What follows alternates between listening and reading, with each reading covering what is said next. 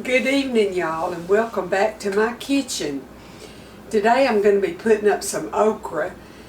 I've got some that is the right size to put up for boiling, and I'm going to blanch it and cool it and bag it and vacuum seal it, and I'll bring y'all along for that. I've got some that is bigger, and I'm going to cut it in little circles, and I'm going to vacuum seal it and put it up to make fried okra, or to put in soup, or to cook down with onions and tomatoes and make okra and tomatoes.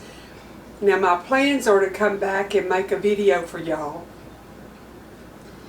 And in the video I'm gonna boil some and season it like I do. And I'm gonna fry some with batter, like you buy the battered okra to fry. And then I'm going to do the old-fashioned way like my mama did when I was growing up. It wasn't battered, but it was yummy. And then I'll tell y'all about how to do okra and tomatoes, or I may do a little bitty helping of that too. So that's coming up in the near future because our okra is starting to come in. But y'all come on over here to the butcher block and we'll get this okra ready to get it vacuum sealed and put up. It's not rocket science when you put okra up in the freezer. But some of y'all might have never done it before. I've got some little pieces I cut off. I was going to show you what I do. Sometimes when Troy cuts it, he just uses his knife and just whacks it off. And he'll leave this part longer than I like it. So you don't want to get down. You don't want to get down into the okra past this little cap piece here, or it'll be slimy. But you can cut that off if you want to, if you've got some that's a little bit short. See, I'm just trimming it off like that.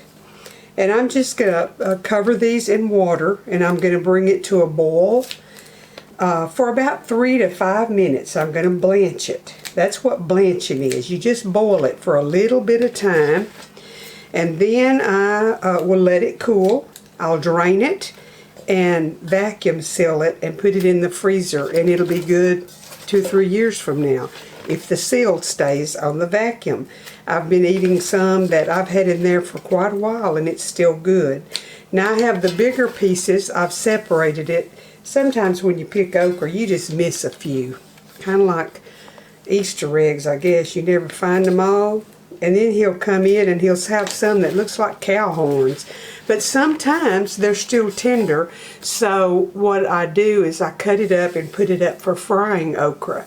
I just cut each one of these in little, and I'll do some here in a minute and show y'all how I do that too. I love my pot filler. It has been such a lifesaver for me having to haul water back and forth. So I'm just going to fill my pot, not fill my pot, I'm going to fill it until it covers the okra, to where I can bring it to a boil and blanch it. Now, everybody don't do this, but I put about a tablespoon of vinegar when I'm boiling okra, and also when I'm blanching it. And what that does, it will take care of that sliminess. So I'm going to get my vinegar and put me just a dollop in there. That's about 2 tablespoons. And it just keeps it from having that so much sliminess to it. Alright, I'm going to bring it to a boil, and we'll be back showing y'all what's going on here in just a jiffy. The okra's boiling, and I've set my timer for 5 minutes. And at the end of 5 minutes, I'm going to drain it and let it cool, and then we'll vacuum it in the vacmaster.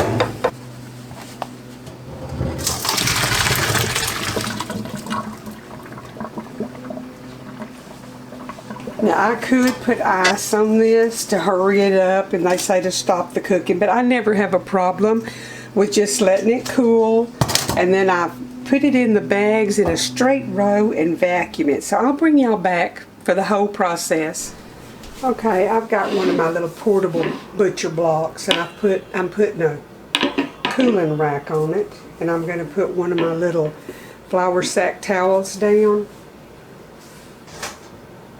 And I'm going to put my okra on it where it'll cool quicker. I don't want to be up half the night doing okra. And then it'll cool down and I can vacuum seal it and freeze it. I have okra that I freeze dried 2 years ago because we didn't have any okra last year. Our garden did nothing last year.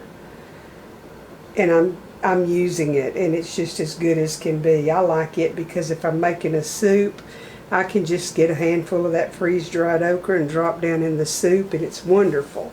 Alright, I'm going to let this cool completely, and then I'm going to put it into my bags and freeze it. And if you're going to put something up that you don't blanch, if you wash it first, you have to let it get totally dry. Then put it in your freezer. It's the water on it, on the fresh stuff, that gives it that what we call the deep freeze taste. You don't have to blanch your peas, but you put them up, quote unquote, dirty. You shell them and put them up, and then when you bring them out to cook them, you wash them. I have peas that have been in the freezer since 16, and this is 20, and they're still just as good as can be, but I wash them before I cook them. I don't wash them prior to putting them in the freezer. I didn't believe that, but Troy's aunt was in her 80s, and she'd been canning for years, and she told me that, and it absolutely works. I don't blanch my corn on the cob. I take the husk off and silk it, and I vacuum seal it, and it tastes just as fresh as the day I put it in there when I bring it out and use it. In fact, yesterday I put 32 ears in the freezer, 2 ears to the package. Kroger had it on 8 ears for $1. So I bought $4 worth, and we took care of that last night and got it in the freezer, and I put it up. I'll wash it when I bring it out to use it. In case y'all didn't know that, it really does. It's okay. Okay, the okra is cool, and I've got one bag where I've laid it in there flat where I can vacuum seal it, and I'll let y'all come along for the ride on this one. I'm just gonna, if I have a bunch, I put one way and one the other where they'll lay flat, but I'm not gonna have a whole lot with this one. Y'all, I love okra. I like it raw, and I like it pickled like dill pickles, and I like it fried, and I like it boiled, and I like it with tomatoes. It's just good stuff. Okay, we'll go over to the vacuum sealer and get this vacuum. Y'all have already seen me do that, so I'm going to go vacuum it, and then I'll show you. And I'll be back in a minute. Okay, I've got them vacuumed. See, they're tight. And I just always come up here to the top and write the month and the year. And that way I'll know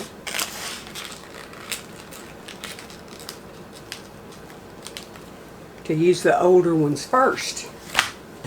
I just cut the end off. See, I cut that whole little cap off, and I always cut the little end down here off, and then I just cut this in little, like 1/4-inch rounds. And that's all I do. Troy's mowing, if you can hear them more. See, that one's too tough. When you try to put your knife in it and it won't go, that one is either to put up for, that one wasn't good either. You either save it and put it up for seed, or you throw it away. You don't want it to be, you don't want the seed falling out of it. You don't want to eat something that, what happens, the big seed fall out of it. See how big these are? That's what I said, they look like a cow horn. Okay, what I could keep of what he had picked, I've just cut into little circles, and I'm just going to put it with my clean hands into this bag. This is a, I think this is a quart bag. And this I must make one good, we call it a mess. One good mess of okra when the family comes, and because I'm not adding cornmeal to it while I put it in the ice in the freezer, I could also put this with onions and tomatoes and make a Creole dish out of it. So anyway, I'm going to get this over to the vacmaster and vacuum it, and I'll have this one ready for the freezer. Okay, I have a plug right here that I plug it in. And then I release the door and I turn it on. And I make sure that it's set. Now we set ours. The first number is 30. And then it's 1.2 sealing, and then you double that, 2.4 cooling, and then it'll finish.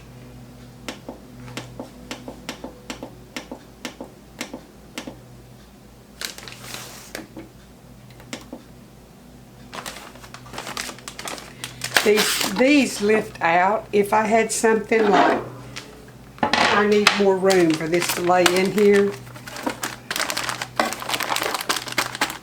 and flatten it out much as I can. And I have a little bar right here. I don't know if y'all can see the bar or not. I don't think you can. It's right here. Well, and that's what you lay the top of your bag over. I've got my bag over the top of the bar. And then when I turn it on, let me get that where you can see. I want y'all to see what's going on. You see this bar right here that's a gray looking, brown looking color? You put the edge of the bag, you just tilt, you put it over that bar. And then when I close it, it vacuums. Okay, I'm gonna get this one done.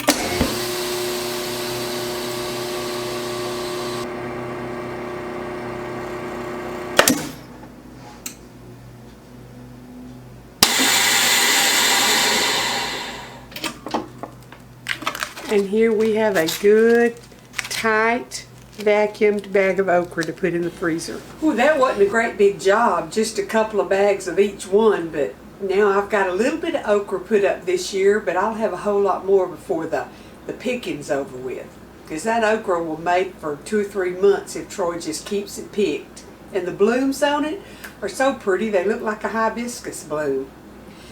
But anyway, we'll have some okra cooking coming up here in a few days, so y'all stay tuned. Please remember to hit that like button, subscribe if you hadn't, and hit that bell so you'll know when I upload another video. The good Lord bless y'all. Now come on back in a day or two and we'll do something else.